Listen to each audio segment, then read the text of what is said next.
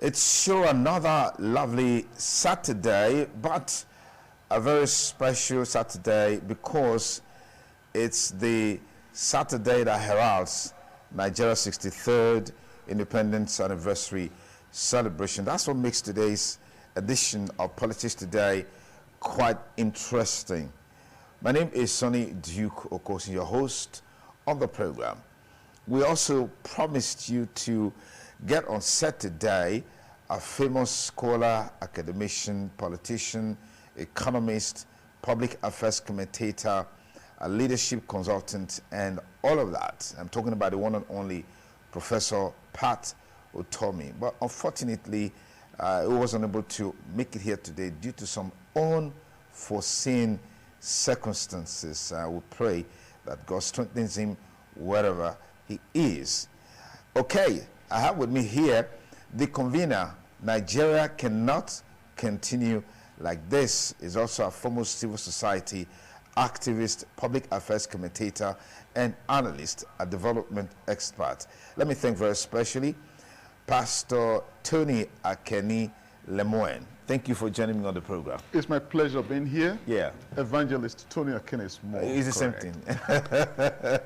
thing. Anyway, we were actually looking forward to having Prof here today, Right. With the massive, background publicity online and offline, just to ensure that we get some very useful insight from Prof against the background of Nigeria's 63rd independence anniversary. But certainly that won't be today. Yes. It will be another day. But he sends his deepest apologies to ITV establishment and his respects to the Nigerian public. Absolutely. He felt truly hurt that he was not able to make it. But he's making alternative arrangements in order to show his respect to the people of Edo State in particular and Nigeria in general. Fantastic.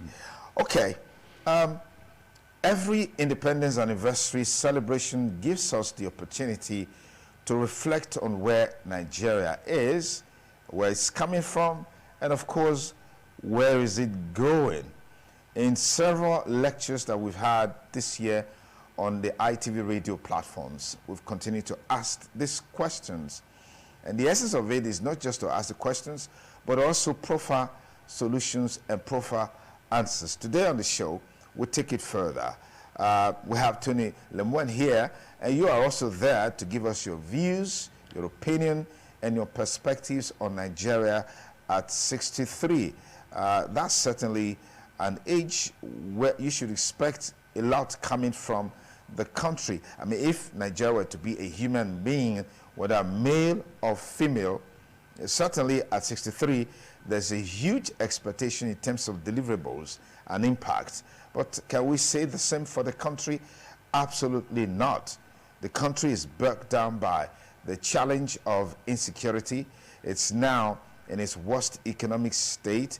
Infrastructurally, the country is at the lowest ebb of affairs. And then, on the global scale, Nigeria remains a leader in the poverty index. These are just some of the few instances, some of the things we can easily highlight going into today's program on Politics Today that gives us that fillip to look at Nigeria at 63. Once again, Tony Lemoine, thank you. Evangelist Tony Lemoine, thank you for joining me on the program. Okay, let's look at where the country is coming from. For most analysts, whether historians, political scientists, or even economists, we can't have a clear-cut roadmap of where we're going if we don't have a sense of history of where we are coming from. What's your take?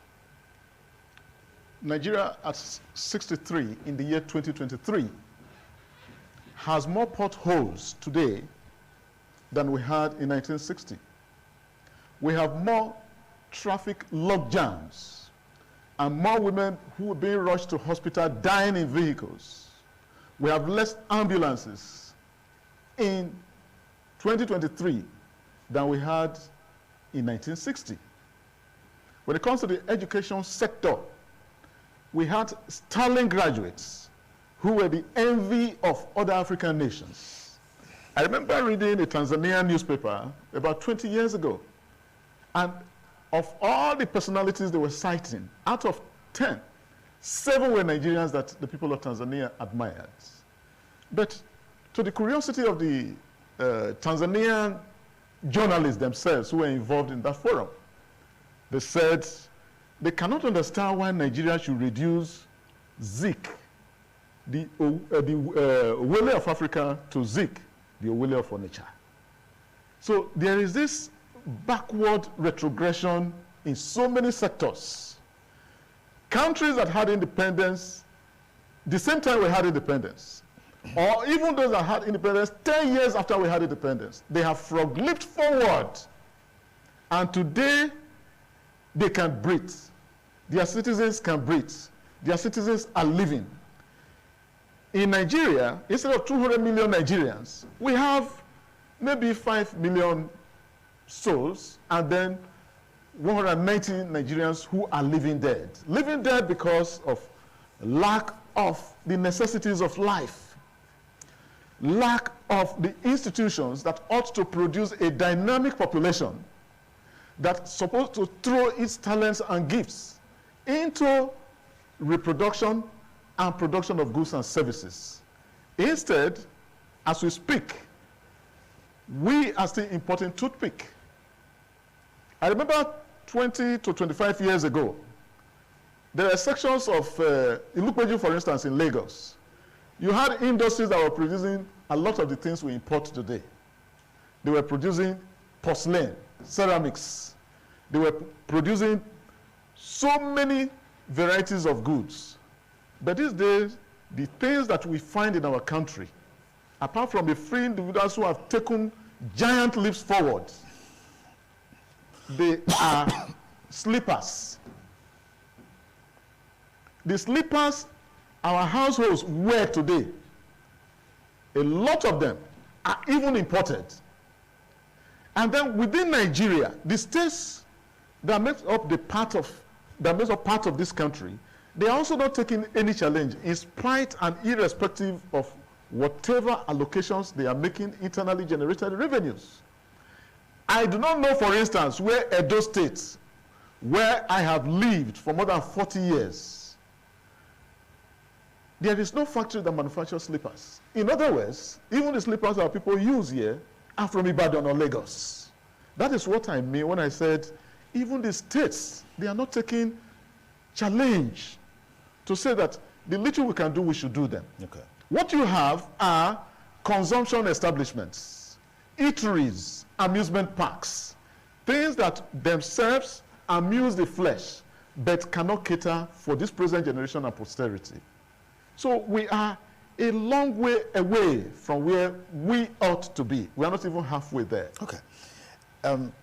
Let's situate the position or the doorsteps that we should leave all of this. Would you say this is more of a leadership failure, or Nigeria has not been able to extricate itself from the pangs of colonialism like we've seen in many African countries in recent times? Yeah. You are being kind to say leadership failure. The word ought to be leadership disaster. That is principally what is responsible. Colonialism, post-colonial conspiracies of the West, those are comfortable excuses of our leaders. I cannot, the people in Britain, the parliamentarians in Britain are not those who sit in the National Assembly to direct, to effect laws. The judiciary of America, they are not those who constitute the judiciary in Nigeria. The president of America or the chancellor of Germany is not the one sitting in Aso Rock. So it is a failure of leadership to think inwardly and manifest outwardly the best that can happen to Nigeria. It is principally a leadership crisis.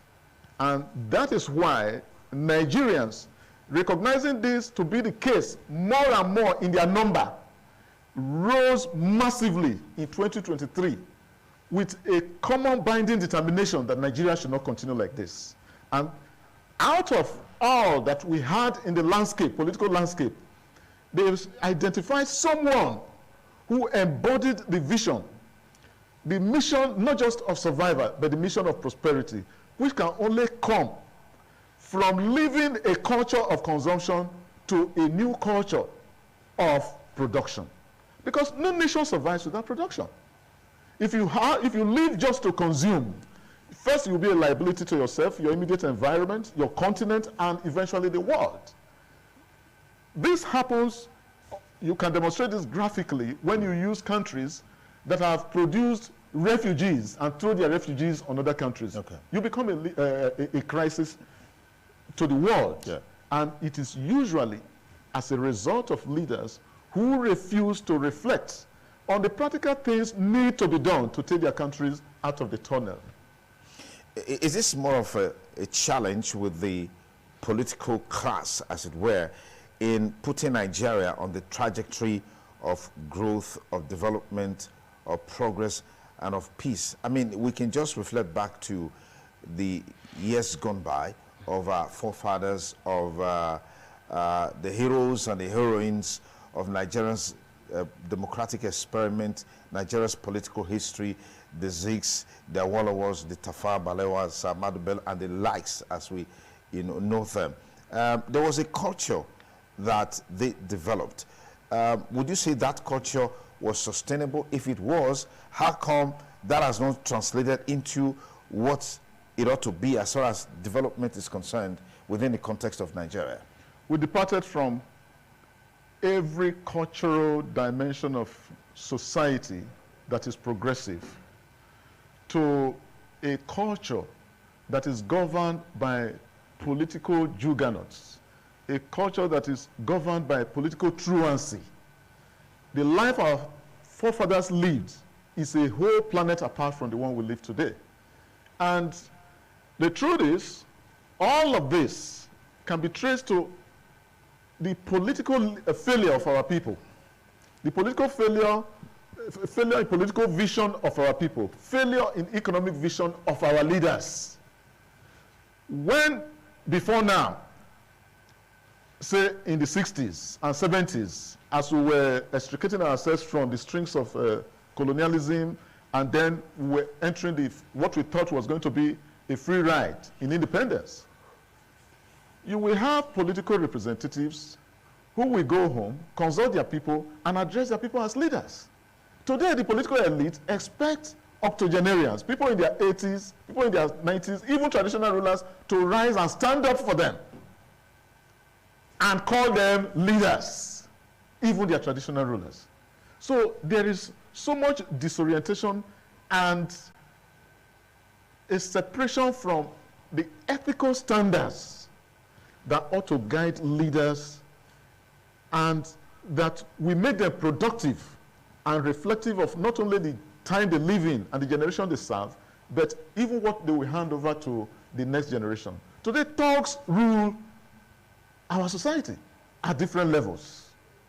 And the politicians have come to even engage, patronize, and marry these thugs instead of those who will give them wise counsel to rule in a way that is profitable to society. So there is a total disconnect by the political leadership of today from the one of yesterday. You seem to have totally exonerated followership in this discourse. I will not, because the thugs I mentioned are mostly followers. And they have sold, some of them have sold their souls to the devil to the extent that they can kill, take lives, precious lives created by God, whether in Christian communities or in Muslim communities. They are so mindless in following the leaders that they admire, and usually leaders are the most cruel types of leaders in society. Nevertheless, for me to be here today, and for you to be here today, it was not my toes that decided it. The decision came from our heads. Okay. We discussed, we harmonized our schedules, we agreed that there was a need to address Nigerians on the eve before independence. Okay. And so the head leads the body. Okay. The dog does not, the tail does not wag the dog. it is the dog that wags the tail. So in a human sense or analogy, the leaders are like the followers are like the tail. The leaders are the head. They are to forge direction. Even where there is no pathway, leaders, through superior vision, are to forge a pathway to progress. And then followers, seeing that those who are positive are making more progress, they will be compelled to also hold such people as their role models. That is not the case in Nigeria. What's the guarantee that if we get it right politically, then we can actually enthrone the leadership change that will take Nigeria to El Dorado? What's that guarantee? Rwanda is a guarantee. Singapore is a guarantee. Malaysia is a guarantee. Then, even outside these societies, what we have seen in the societies of the world, of the West, even in China, ought to be an example for us to trail. Before the Chinese Revolution, the Chinese society was 10 times worse than what we have in Nigeria today. The kind of political system they had was a very potent thug. Seize a province, teach them martial arts and all kinds of violent arts, and then impose tax on the people from one part of China to the other. And then these taxes were so severe, even the unborn child had a tax to pay. These taxes were so severe, even the disabled grandparents at home had to pay a tithe. They had to pay a tax. Okay. And all of this thing was happening across the length and breadth of China before Chairman Mao rose with the revolution of the sticks.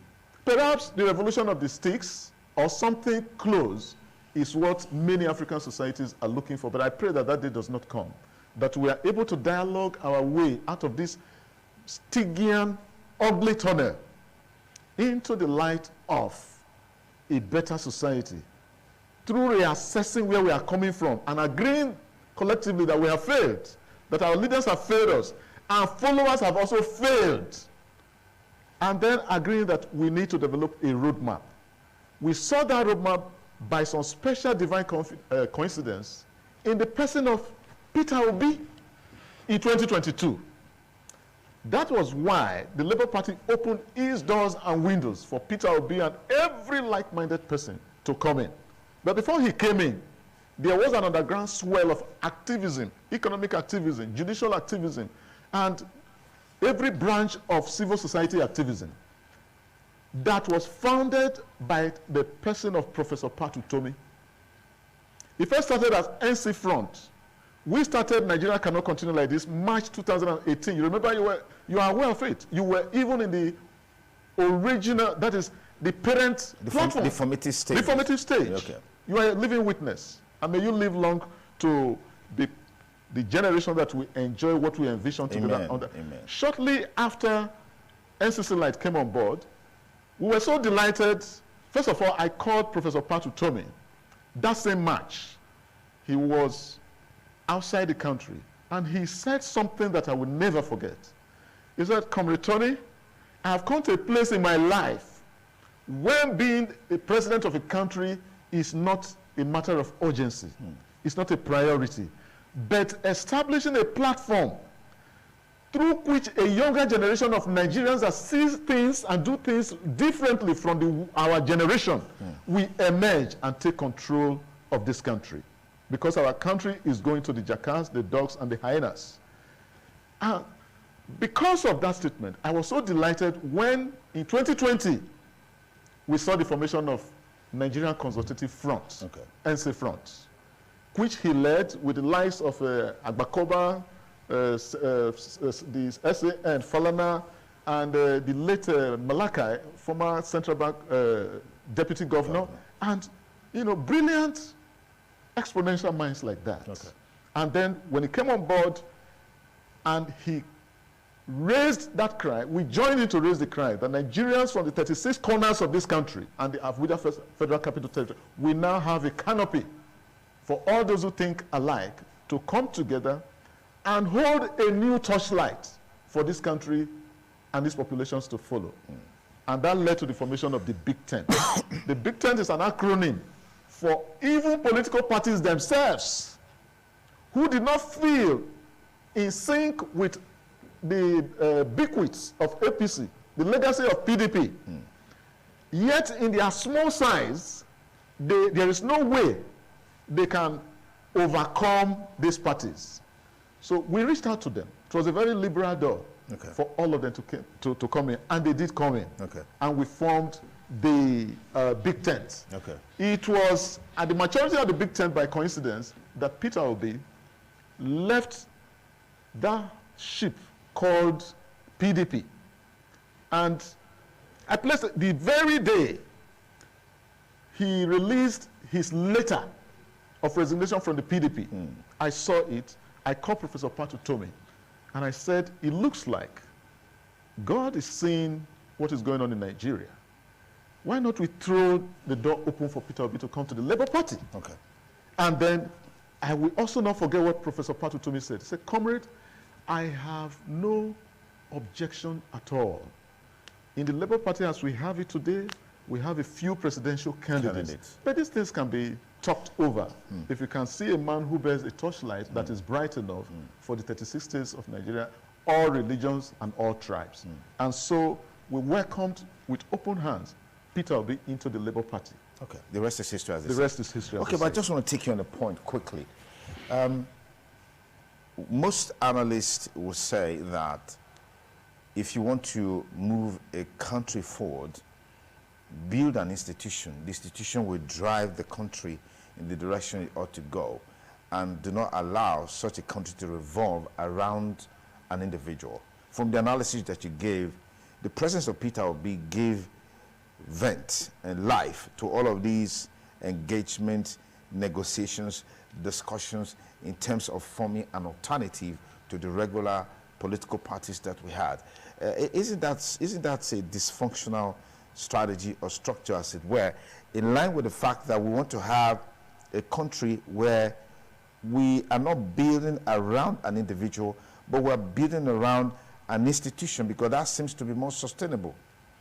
If I understand you well, let me make a correction. Peter Obi is not a deity that all Labour Party members or obedience are coming around to his shrine to worship. No.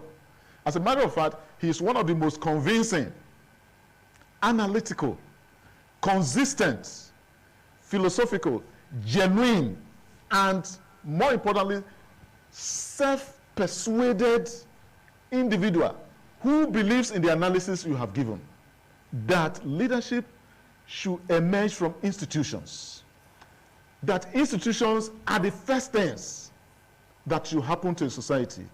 Strengthen these institutions, and then if good leadership emerge from this institution, you will be marching towards development. But look at it this way.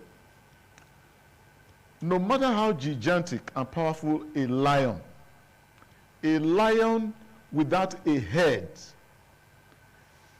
is no match for a crippled dog. Having institutions without a good head is just like a dead lion before a living dog. Nigeria has institutions. I will tell you where we have a hiatus. We have all the institutions that America has, or most of them, just like Britain and Germany. We have agencies. As a matter of fact, too many agencies. What is lacking are the human components, the character of the human components that occupy those institutions. Do we not have judiciary? We have the judiciary starting from the customary court, the magistrate court, federal court, high courts, the appeal court, and the Supreme Court. What has been the product of these courts that you can say this is how they exist in the advanced societies, and therefore you can call them exemplary in nature?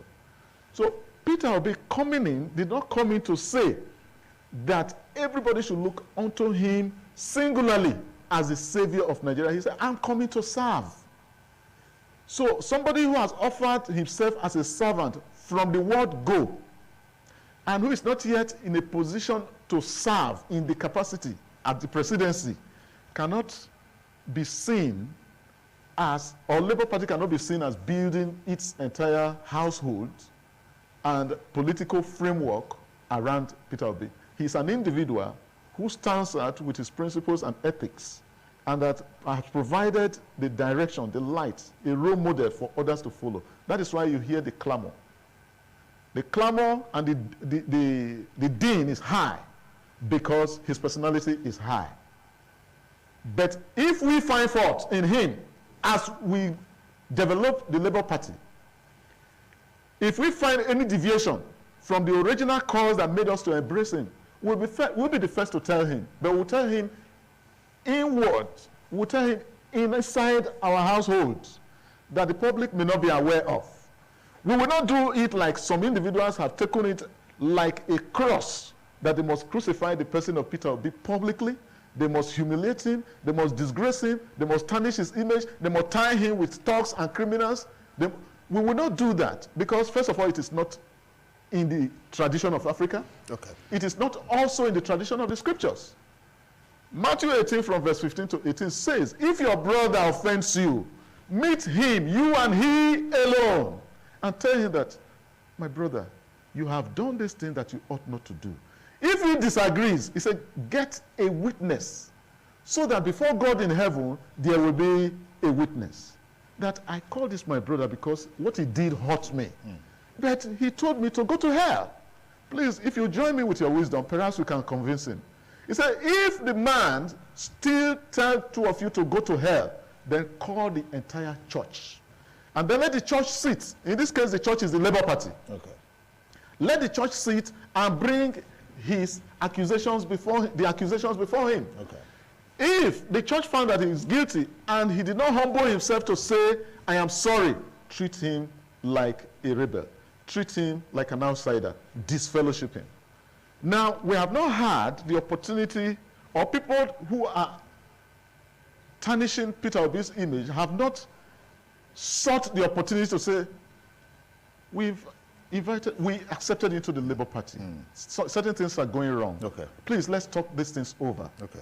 They have not sufficiently sought the opportunity for those inside corrections before coming out to the public. In my life, and in all the books I have read, and some of the books were written some nearly 100 years before I was born. Okay. I've never seen a political party, and that includes the revolution that dates back to the French Revolution, the Russian Revolution of 1917.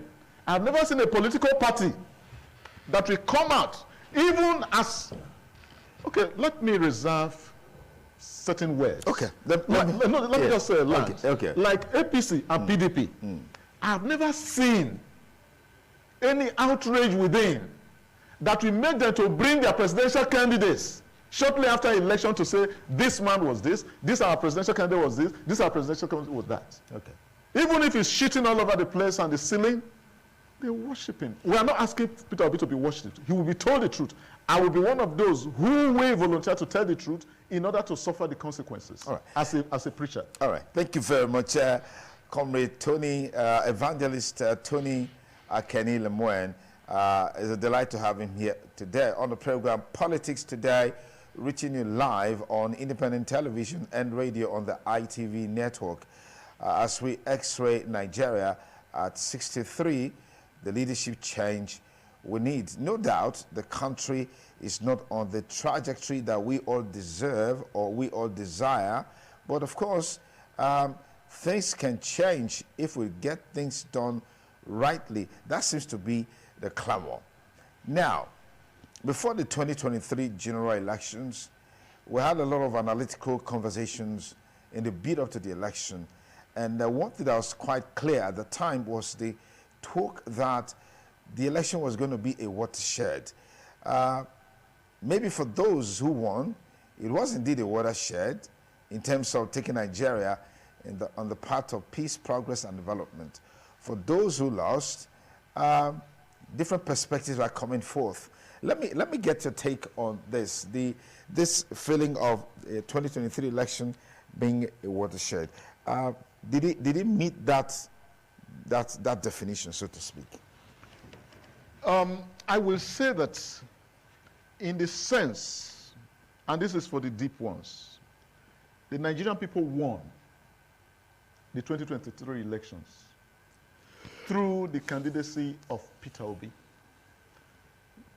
When Jean-Francois Rivaux wrote the book, The Totalitarian Temptation, he said, a revolution is not successful because all the enemies are dead. It is not successful because you didn't win to take power. It is successful because you have woken up the minds of the people. So for us, it's a watershed. It is a year, 2023 is a year we will never forget. It will be like June 12th. It's a year that woke up the consciousness of Nigerians. And to the extent that Nigerians across all political parties, including the ruling APC at the federal level and PDP at state levels, it brought their members to the big tent canopy to vote for Peter Obi. So in our spirits and our conscience, before God, we won the election. But and we are still celebrating. These are subjective opinions. Yes, I agree. The umpire has declared the winner of that election, who has taken the saddle of leadership and driving the country in line with maybe his personal agenda or manifesto or the party's manifesto, as the case may be. The beauty of it is that even the umpire knows that they declared a vampire as a winner of an election won by an eagle. No, I mean, we have to be civil in our language. Right. When you say they declare a vampire, I think that you need to withdraw that. It's okay. Yes. So, I have your pleasure. Okay. The truth is, even the umpires of that election, 2023 election, they know in their consciences, even through the rank and file of the Nigerian courts, that at the ballot box, at the polling units, we won the election. The fact that the instruments and institutions of the electioneering process did not declare us is another matter altogether. It is also a watershed in another respect. A watershed that has opened the eyes of Nigerians that, according to Tom Stoppard, it is not the voting that is democracy. It is the counting.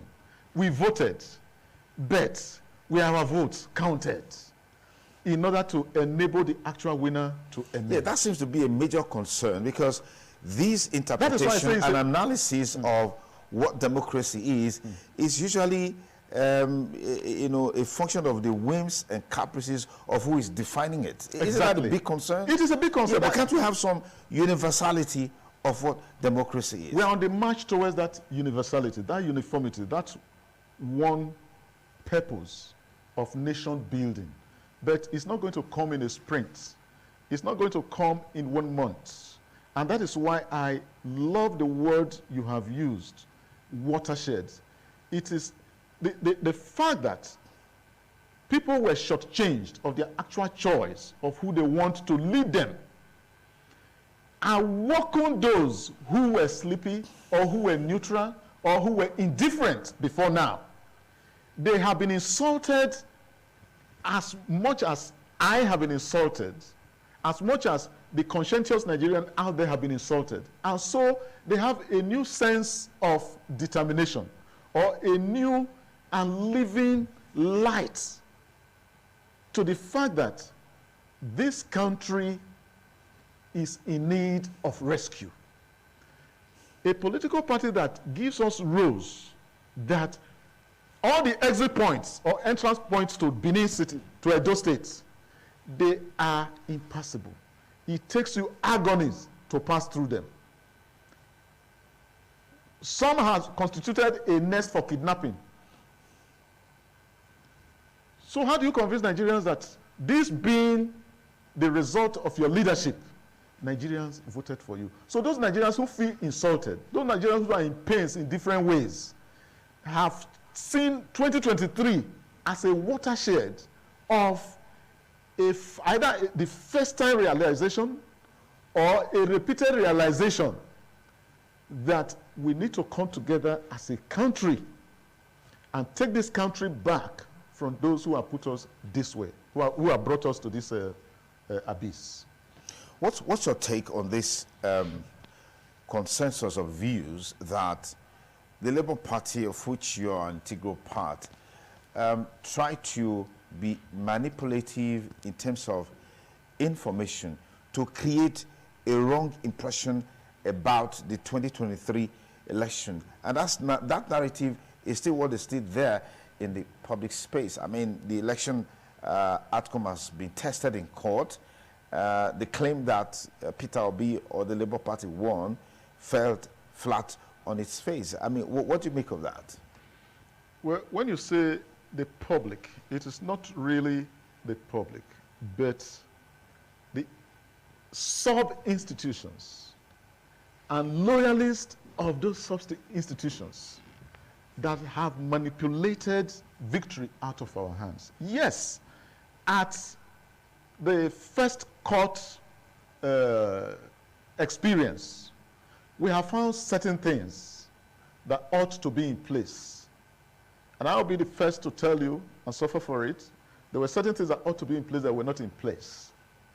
But I'm telling you, the concern of the ordinary Nigerian who is not a judge, who is not a minister of this administration, who is not benefiting from the horrific life that we have, we tell you that there is no manipulation in the claim of Labour Party that we stormed this country, we were everywhere. Other candidates avoided, presidential candidates did not even reach to the deepest part of the north. Even the strongholds of terrorist enclaves. Our principal, Peter Obi, was there. Traditional rulers who had never seen a presidential candidate, for the first time, they saw a presidential candidate. So we covered the ground like a flood. Nevertheless, because we're not incumbent, we didn't have the grip of the apparatus, the mechanisms that determine what happens in the end after you vote in the streets. This thing was yanked from us. Even they themselves, they know it. Let me quote someone. The minister for FCT today, Nyesom Wike, former governor of Cross River, he still has a video that is viral out there that we all know the hero of this election is Peter Obi. That doesn't mean No, he had facts. Yes, yeah. He said the hero. Okay. He didn't say the winner. Good. Yes, you referencing that. Let's put that in proper perspective. Okay, let me put that. Yes.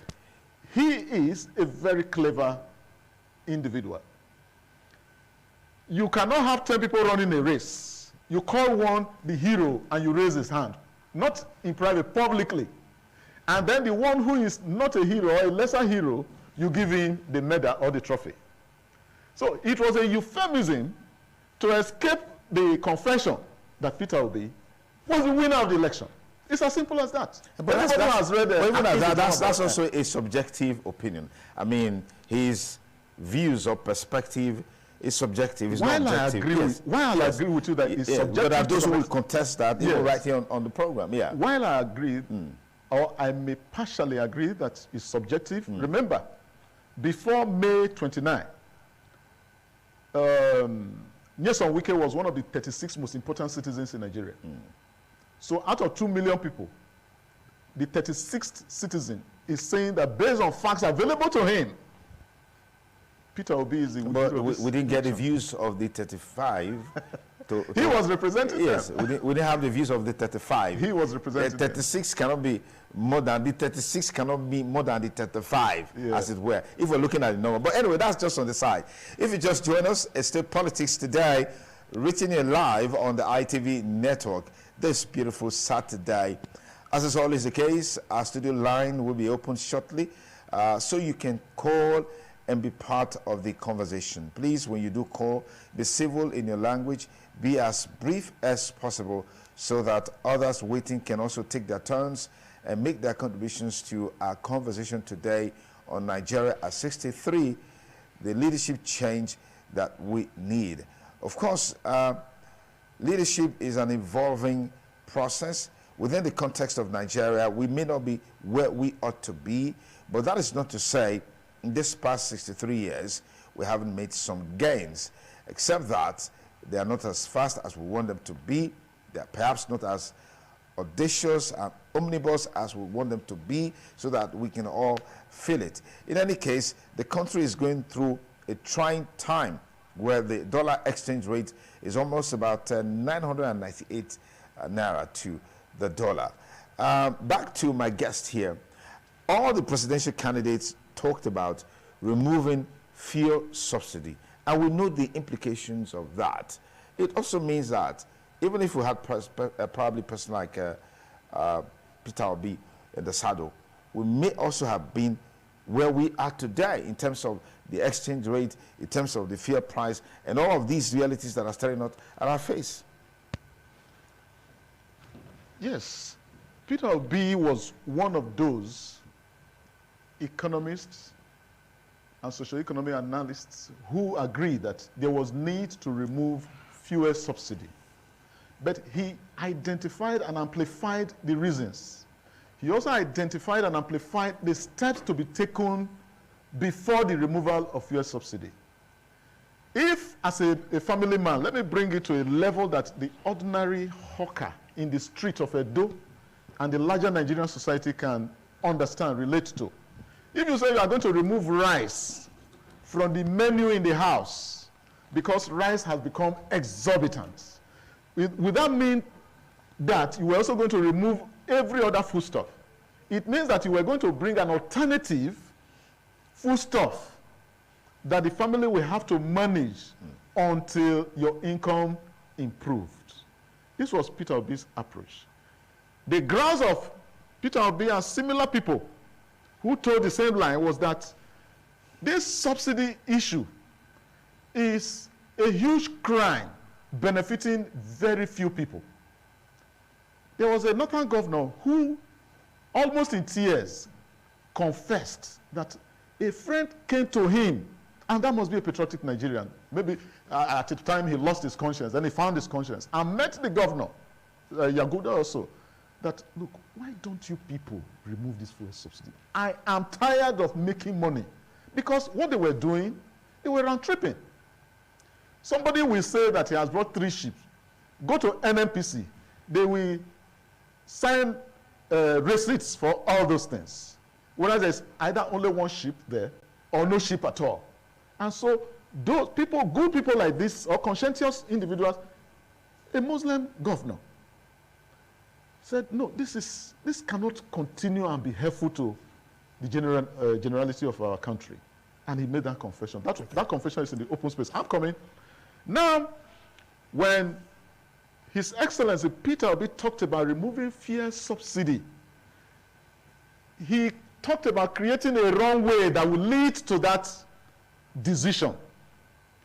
First of all that was necessary to have cheaper alternatives will be put in place. Then the loopholes through which this fuel subsidy regime was being exploited to the debt of this country, they will be plugged. Okay. Efforts to make sure that our refineries work, or smaller modular refineries take place and proliferate across the country, so that as we are removing the subsidy, we are producing. Remember, that production has been his mantra. So the model or approach to dealing with this issue of fuel subsidy removal was totally different from what we're seeing today. Completely different. Okay, let me take some calls from our viewers and listeners. Just tell us your name and where you're calling from, and then go ahead and make your contribution to the discussion today on the program. 08077770300. Please tell us your name and where you're calling from. Good morning. This is Matthias calling from SPP here. All right, Matthias, go ahead, please. my regards to you people on this subject of Thank you. I truly want to state here that the analyst is doing justice to the cause of this concept. Thank you. This country, we must come into the state if we are truly in need of fortune ahead. Out of this quagmire we found ourselves. So we have to be true to ourselves. This election, everybody knows that Labour Party was should change, and that is the fact. Okay. Not because I voted, but because the act I invested under the sun, and at the end, the result turned out to be a very different thing entirely. Many people are not happy. And when you snatch somebody between by force or by crook, you are not doing anything better. Rather, the conscience will be with you. So we have to be true if we want to develop in this country. Okay. By owning to the fact that it will be one nation, the INEC and the judiciary, which will live with the guilt, should change. Thank you so much. Okay. There are no facts to that as we know it today, whether on the part of INEC or even the Presidential Elections Petitions Court.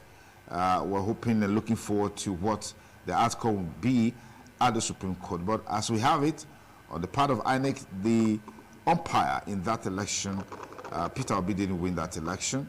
And of course, the Presidential Election Petitions Court has also affirmed the decision of the Independent National Electoral Commission. We need to establish that fact. Okay, let's move on now to look at other callers who may want to also be part of the conversation. Good morning, caller. Tell us your name and where you're calling from. Good morning. What's the name, please? Friday from Sloko. Yes, go ahead. Go ahead. What I'm saying is, I'm not saying specific in Nigeria, in Africa. They should look for a place to go for a leadership course. Because the way, yes, if there's any, they should try. Because if you see the way a leader in Africa, president in Africa countries, you see the way they are leading their country. Yes. It's nothing to write home about, no? Come on, check. It's not only in Nigeria, you know? You understand? That's Okay. what I called for. All right. Thank you. So a leadership change we need. I mean, Nigeria will be 63 tomorrow, and several opportunities are bound going forward. We need to right the wrongs of the past and perhaps put Nigeria on that that path where we can really get to El Dorado without necessarily mentioning names. Leadership change we need. Nigeria 63.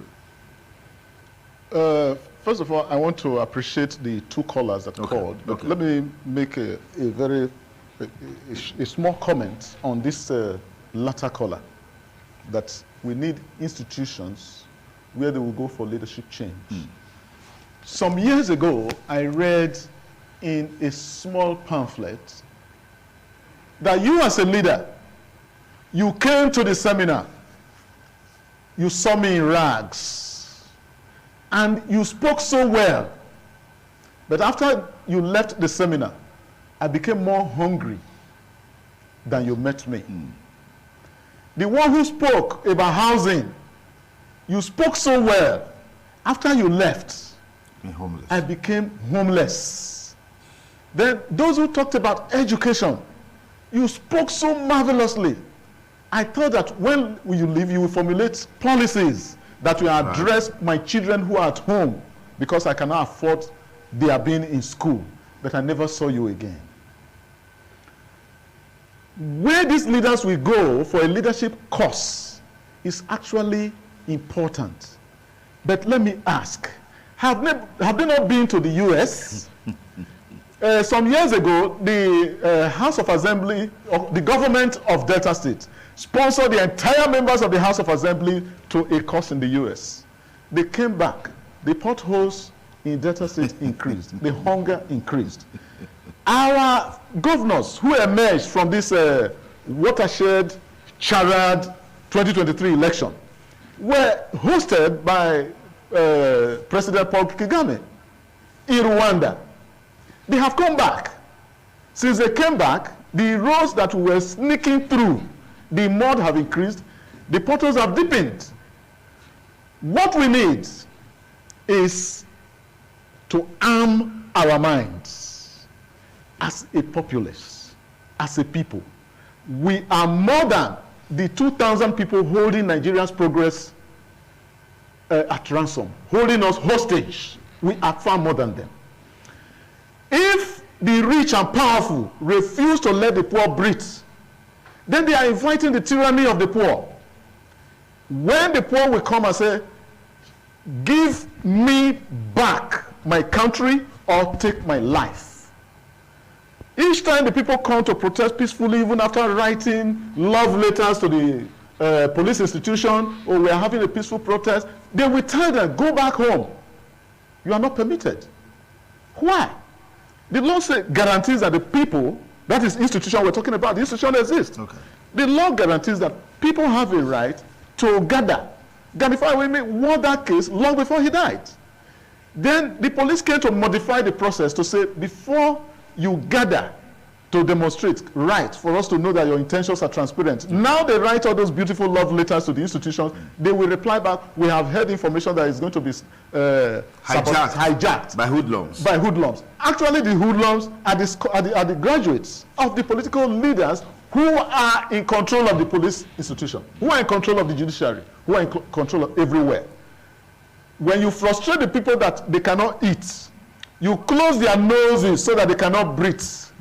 Then, of course, somebody is going to yank your hand let's take this call. And then they are going to enter the Yes, streets. good morning, caller. Good morning. Hello, good morning, brother. Yes, go ahead. Your name and where you calling from. All right, go ahead. I don't want to thank God for seeing us so far to this 28th anniversary. Understanding all the challenges Nigeria are passing through right now. We have been talking, we have been complaining, but the thing that our leaders don't want to change or even hear us. But we continue complaining until they hear us. Okay. We are suffering a mix of plenty, which is very, very bad. I thank God also because of all these things, we are still one Nigeria. For some countries, this country can cause this problem that is very difficult, but upon all the challenges, we are still one Nigeria. Okay. Yes. I thank God for that. Finally, I want to say that INEC has supported Nigeria. INEC and Electoral Tribunal. Okay, our time is up on the program. If we have more time, certainly would have allowed more calls to engage the issues, the focus of our discussions today on the program. I want to say big thanks to everyone that made the program a huge success. Tony Akeni Lemoen, always delightsome personality when it comes to issues of this nature. Thank you so much for your time. It's my pleasure to be here. And send our kind words to Prof. Wish him speedy recovery. He will hear. Okay, that's our package for today. Want to say happy Independence anniversary to you from wherever you're watching, from wherever you are listening. Nigeria at 63, we certainly do have reasons to celebrate. Just like our last caller mentioned, in some countries, the situation is not as worse as this, and then the country goes into turmoil. We don't pray that happens in Nigeria or happens to Nigeria, as it were, but we hope that our leadership will be more sensitive, our leadership will be more creative and innovative in responding to issues, dealing with the problems, the challenges the country is facing. Because, as they say, when you push a goat to the wall, it fights back. It ends up biting you. Those are, words that clearly explains where we are today. A situation wherein youths are always looking for every opportunity to express their anger. Mohbad, the popular musician, passed on a few days ago under very questionable circumstances. The youth took advantage of that opportunity to express themselves, calling on institutions to live up to expectation by ensuring that adequate investigation, thorough investigation is carried out. In a system that works, perhaps that young man still would have been alive today. These are the ills in society, why people are deeply concerned, while the rate of jack buying has skyrocketed in the last couple of days, in the last couple of months, couple of years. When will it end? We don't know. We hope that government can sit down and do the needful to right the wrongs of the past, put Nigeria in the world map in terms of peace, progress, and development. The organized labor intends going on a full-blown strike beginning from on the 3rd.